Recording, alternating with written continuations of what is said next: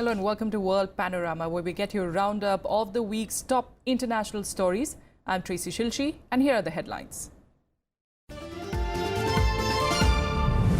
India and Pakistan become full members of the Shanghai Cooperation Organization. Prime Minister Narendra Modi pitches for coordinated efforts to combat the menace of terrorism.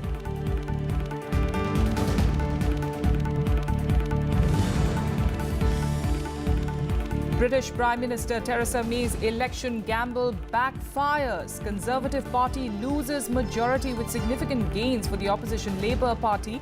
May will form the government now with the help of the DUP.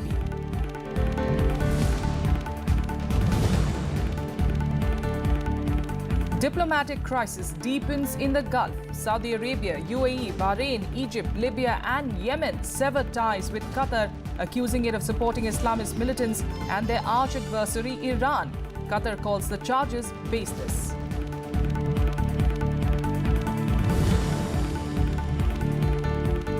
At least 17 people are killed and over 30 injured after terrorists carry out simultaneous gun and suicide bomb assaults in Tehran.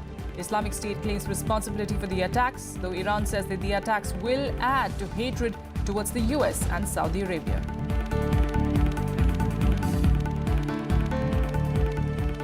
India and Pakistan became full members of the Shanghai Cooperation Organization at the Astana summit on Friday. Speaking at the summit, Prime Minister Narendra Modi said that India may have got the membership now, but its relations with the group are long-standing. He also asserted that connectivity among SCO nations remains a top priority for India. Here are the other highlights.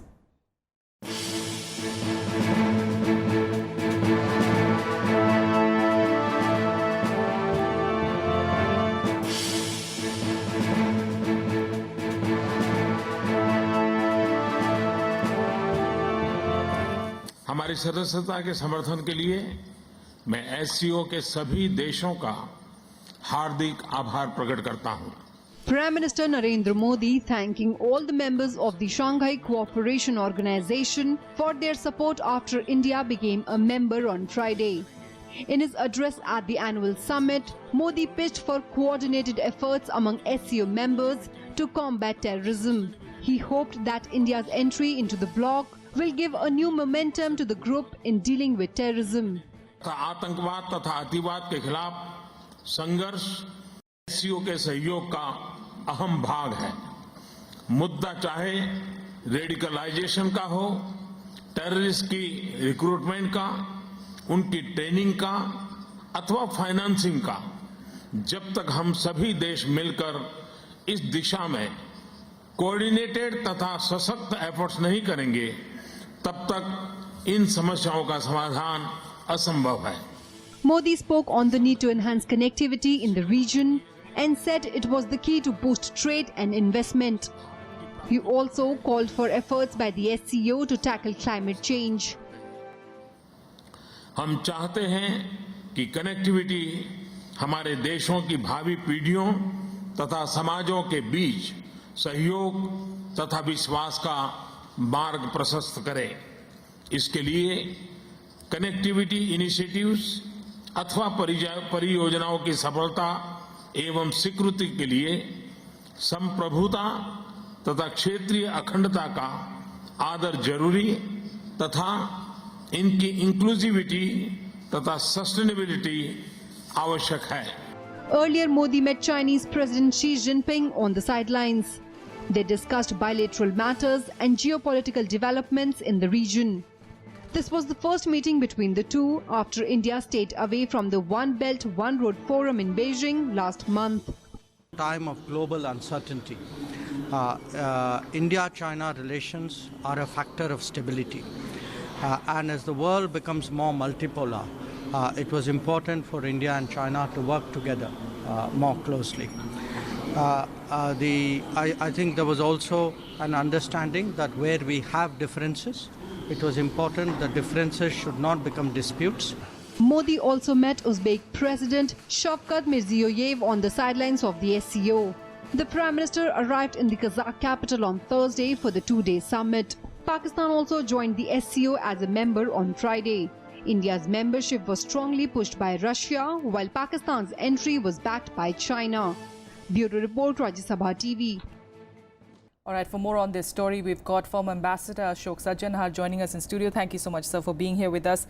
Just starting off, Prime Minister Modi, of course, hailing the ties between all these countries, saying that even though we've just become, a member nation, we've become a member, but the fact is, it's been long-standing ties, of course, with all the countries. But can we really ignore, that China-Russia dynamic, and how is that going to play out?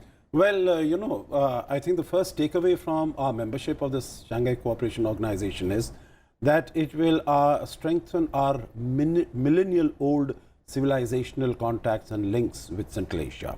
Of course, you're very right that China and Russia are members. But I think although they have a preponderant impact on whatever happens there, but there is a great deal of wariness and anxiety as far as the 4 Central Asian countries are concerned who are members of Shanghai Cooperation Organization. And if I could suggest, even as far as Russia is concerned, Russia has been thrown into the embrace of China because of the policies of the West after Ukraine and after Crimea. But still, it is Russia is concerned about the increasing influence and increasing presence of China in Central Asia. Okay. So I think presence of India in that sense will be welcomed by all the countries, including the 4 Central Asian countries and Russia. And I think for the organization, it will be very useful and very beneficial because it will increase the stature and the standing of this organization. Yes, that's what I was coming to next. And, as a global entity, where does SCO really stand? We understand it became important in terms of, post 9/11, when several of these countries were facing at terrorism on a larger scale, trying to really cut down on the finances, cut down on the infrastructure of various terror groups. And that is how it came about, at least. But in the global context, where does it really stand? And in what way can India actually help? Very quickly, Tracy, it actually came into existence as Shanghai 5 in 1996, when after the breakup of the Soviet Union, China wanted to settle its borders with these countries. Okay. So with Russia, with Kazakhstan, with Tajikistan and Kyrgyzstan. So these 4 and China, that was Shanghai 5. Yes. In 2001, Uzbekistan was added and it became the Shanghai Cooperation Organization. Okay. So first it was basically to settle the borders between themselves. And then later it was how to enhance cooperation, whether it is in energy or trade, and of course deal with the terrorism issues, because terrorism has become a very big issue, as you said, after 9/11 and so on and so forth. Now, how does India come into the picture? India, of course, has great strengths. I think this is a win-win situation.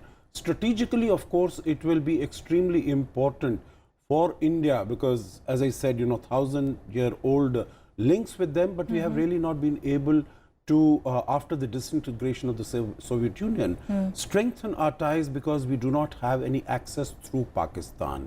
So when we go there now, we are of course trying to improve connectivity through Chabahar and through the International North-South Transport Corridor. But all these SCO summits, annual summits, will provide an opportunity to our leaders, to our Prime Minister, to go there and interact with the leaders of these countries. For instance, we would have seen that he met, in addition to Xi Jinping, he also met Nursultan Nazarbayev, the president of Kazakhstan. He met the president of Uzbekistan, the newly elected Shaukat Mirzayev. And of course, he met Afghanistan, Prime Minister Ashraf Ghani. So I think it will provide an opportunity and it provide a platform how our leaders can go there. Also ministerial level senior official meetings. Absolutely. Then dealing with the terrorism, that would be how to use, it is a part of India's extended neighborhood. Afghanistan, of course, is a part of South Asia. And the problems, the difficulties, terrorism, violence that is rising in Afghanistan, we all need to get together. So I think India's presence in that sense will be extremely helpful. And maybe lastly, India is the fastest major emerging economy. And these countries, the Central Asian countries, are endowed with large supplies of natural and mineral resources. That's right. Oil, gas, uranium, hydropower, you name it. And so India is energy deficient. India needs energy. These countries have energy. So I think that also is a win-win situation for All both right. of us. And lastly, what I would like to ask is SCO, can it really become a platform for India-Pakistan rapprochement? You know, because that is what a lot of critics were saying. You know, how does India really balance how things stand? You're getting into an organization where, of course, you know, has that Pakistan, China, Russia play that's going on. We've always been wary about it, at least for the past 2 years at least. And, you know, if they do try to work things out between both the sides, would it be comfortable to do it under the eyes of China? My short answer is no. I think there are a large number of Indian commentators and international commentators who say now that both India and China are going to be there, and basically the idea of Shanghai Cooperation Organization is to improve relations. Yes. So this will. I don't think it is for want of opportunities that India-Pakistan relations have not improved. India and Pakistan are members of a large number of other organizations also. That's right, yes. I think basically we have to see there the problem is if Pakistan is willing to give up the use of terrorism as an instrument of its foreign policy, and that it appears it is not ready, particularly because Pakistan's India policy is controlled by Pakistan Army. Yes. And they want to portray India as an enemy nation, as an enemy country.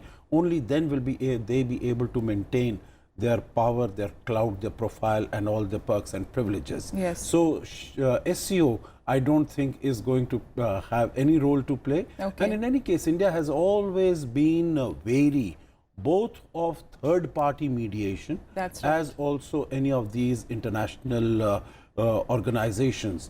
I know that there will be pressure on India, but India is very capable of withstanding that pressure, and I think we have shown To that. work it on different levels. Exactly, and we have yes. shown it in And we do know that Astana. China and Russia so far said that, you know, try and solve it on your own. Exactly. So perhaps that is, of course, a good indication Yes. too. We leave it there. Mr. Sajjanhar, thank you so much for joining us here on World Panorama. We'll, of course, continue tracking this story very closely, the relationship, of course. But heading on to the other big story of the week, to UK, where British Prime Minister Theresa May was dealt a huge blow in the general elections. May had called the snap polls 3 years earlier than scheduled to gain a major, strong majority for the Brexit talks. However, the Conservatives lost majority and will now form government with the backing of the DUP party of Ireland. May insists that Brexit talks would begin on the 19th of June as planned, but with a cabinet reshuffle and new Brexit goals likely after the result, that timetable now seems unrealistic.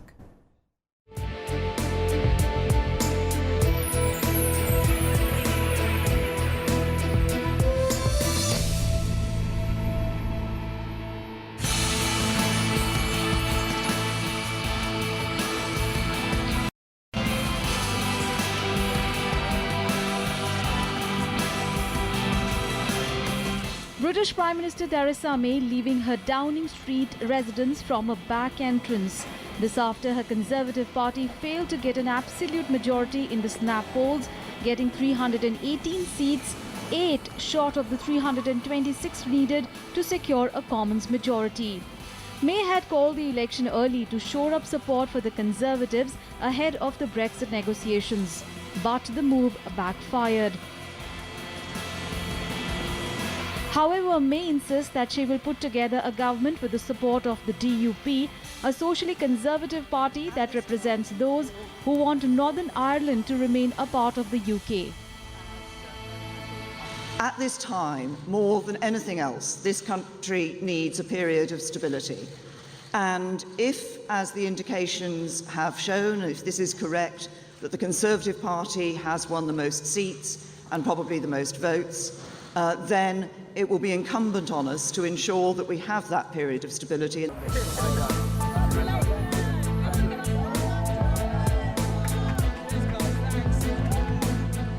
But Labour Party says it was the real winner. Denouncing May's plan to head up a minority government, the party says it was ready to form a minority government of its own. The Prime Minister called the election because she wanted a mandate. Well, the mandate she's got is lost Conservative seats, lost votes, lost support and lost confidence. I would have thought that's enough to go, actually, and make way for a government that will be truly representative of all of the people of this country. With the election result, though, Britain's exit from the European Union has been plunged into uncertainty. Formal talks on the UK leaving the EU are due to start on 19th of June. EU officials say May can postpone the date if she needs to. But with the final deadline for exiting the EU in March 2019, precious negotiating time would be lost if delayed. The European Commission are ready to do business and ready to start negotiations. We hope that the UK will be able to form a stable government as soon as possible, and our negotiating team, headed by Michel Barnier, is very well prepared. The Prime Minister is clear that, she's planning to press ahead with her objectives and her strategy for Brexit, but she is obviously now in a weaker position domestically, probably on some of the detail of what our future relationship with the EU is going to look like. She might come under pressure to maybe to go for a softer form of exit. May has already ruled out a major cabinet reshuffle, and most of the senior government members will maintain their posts. But before the Queen can open the new Parliament on 19th of June, the same day Brexit talks were meant to start, May first needs to draw up a budget and flesh out the policies of her manifesto to put in the Queen's speech. It is all a distraction at a pressure time for the Prime Minister. Bureau Report, Rajya Sabha TV. A quick break here. Still ahead on the show, we'll get you all the updates from the Middle East.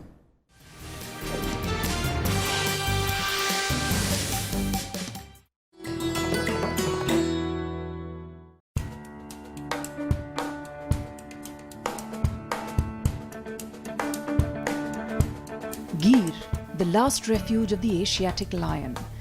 The national park comprises 1,412 square kilometers of deciduous forest, interspersed with semi-evergreen and evergreen flora, acacia, scrub jungle, grasslands and rocky hills. It's fed by large water bodies and the Kamleshwar Dam. Gir has about 400 lions and 300 leopards, making it one of the major big cat concentrations in India. You can explore them in their natural habitat to tiny wild birds, not seen easily but heard singing in the forest canopy, to crocodiles floating in the marsh waters.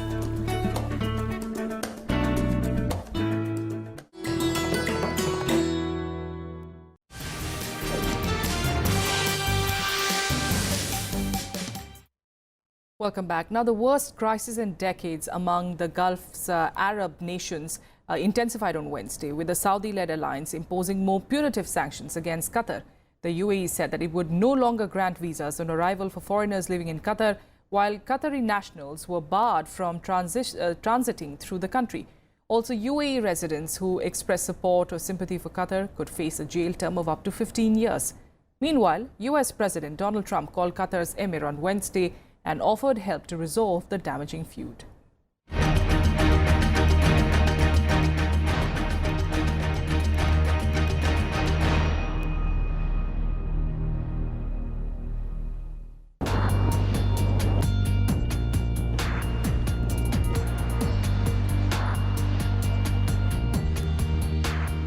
Qatar diplomatic crisis continues to reverberate across the Middle East. Increased efforts are on by Arab powers to isolate the Gulf state. At the UAE airports, Qataris will no longer be allowed to land or catch connecting flights. The UAE also said on Wednesday that anyone expressing sympathy for Qatar could face up to 15 years in prison. However, the country made it clear that the punitive actions were not aimed at overthrowing its regime. Several countries, including the UAE, Saudi Arabia, Bahrain and Egypt, cut to travel and diplomatic links with Qatar on Monday. Several other nations, Maldives, West African nations of Senegal and Mauritania also followed suit. They insist that Qatar must cut ties with terrorist groups. What we're hoping is that our action will actually, send, some sense into the decision makers in Qatar, where they would come and see that their overall interest is not in undermining their neighbors, but in supporting their neighbors and working with them. We hope that cooler heads will prevail, wiser heads will prevail, and we will not get to that. But of course, if we have to, these are all entanglements that we have to deal with as the crisis develops and create solutions to them. And this is, I think, this will be a very, very sad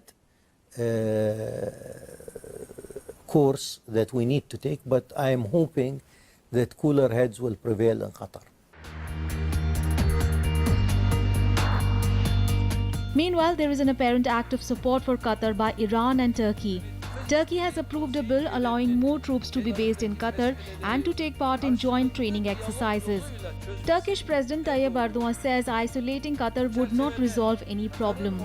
Turkey and Iran are also planning to airlift food and water into the country as supplies run low.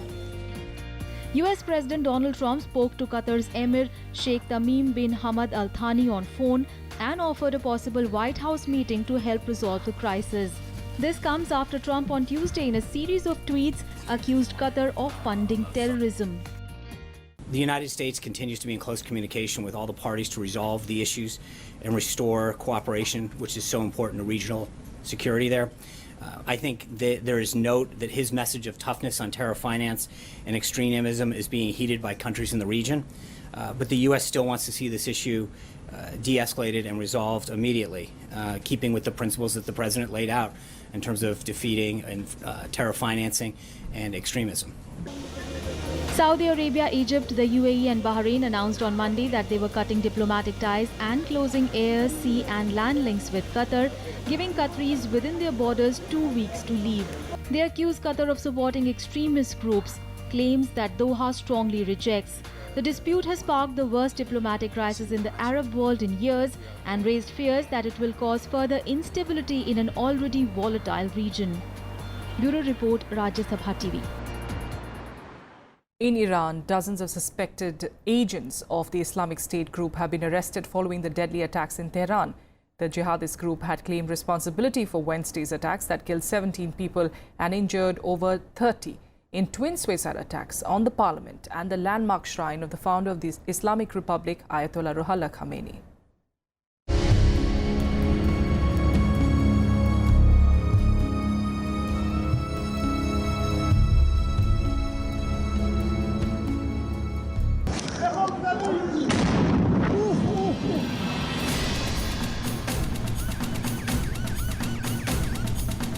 Video showing the moment a suicide bomber detonated an explosive vest near the shrine of the Islamic Republic's founder, Ayatollah Khomeini. This after bombers and gunmen attacked the Iranian parliament and the mausoleum in Tehran. There was noise of gunshots. I saw 6 to 7 people were carried out of Parliament building. The attackers were once walked out of the Parliament door to shoot people and then went back into the building. When they were shooting at people, we just laid down here.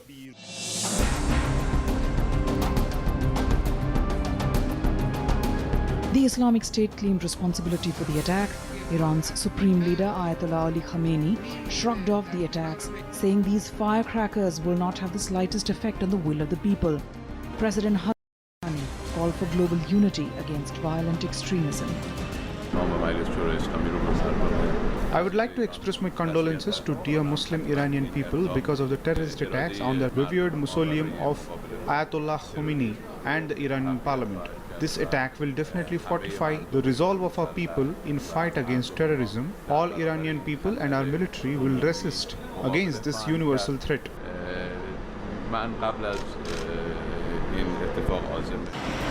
The assaults began mid-morning on Wednesday when 4 gunmen burst into the parliament complex, killing a guard and 1 other person.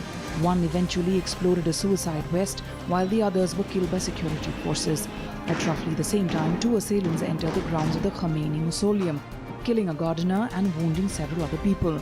One detonated a suicide vest while the other was shot dead. The standoff lasted around 5 hours before all the gunmen holed up in parliamentary office buildings were killed. Iranian security force made light work of it, but did face a serious threat from the assailants. During all this, the deputies calmly carried out on their work and want to thank them. It was not a major issue, but it reveals that the terrorists pursued troublemaking, especially in Iran, which is an active and effective hub of fighting against terrorism and they want to damage this trend. Certainly, the security forces will deal with them seriously, and God willing, this problem will be dealt with.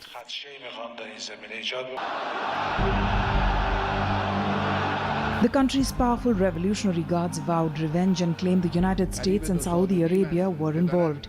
The US, on the other hand, condemned the attack and said the depravity of terrorism has no place in the world. But despite the attacks, the US Senate voted to move ahead on imposing new sanctions on Iran, including on its elite Revolutionary Guards. The UN, too, condemned the attack. The Secretary General strongly condemns the terrorist attacks on the mausoleum of Ayatollah Khomeini and the Parliament building in Tehran today.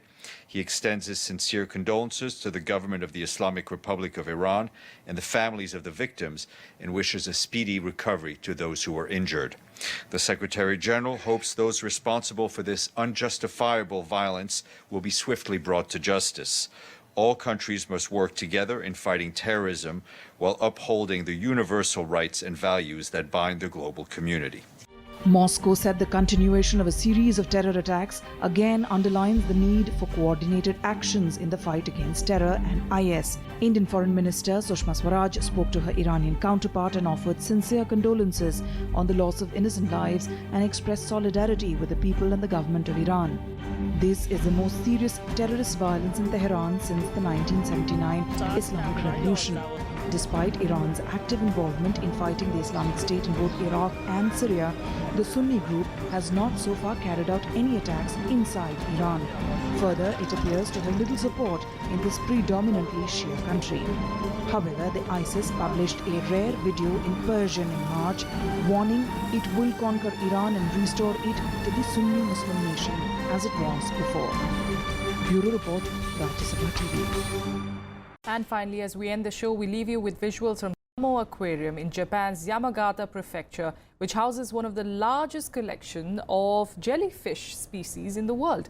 Holding 2% of the global 3,000 jellyfish varieties, the aquarium receives more than 2 million visitors every year. A prominent feature, of course, is a jellyfish, and we're leaving you now with those visuals.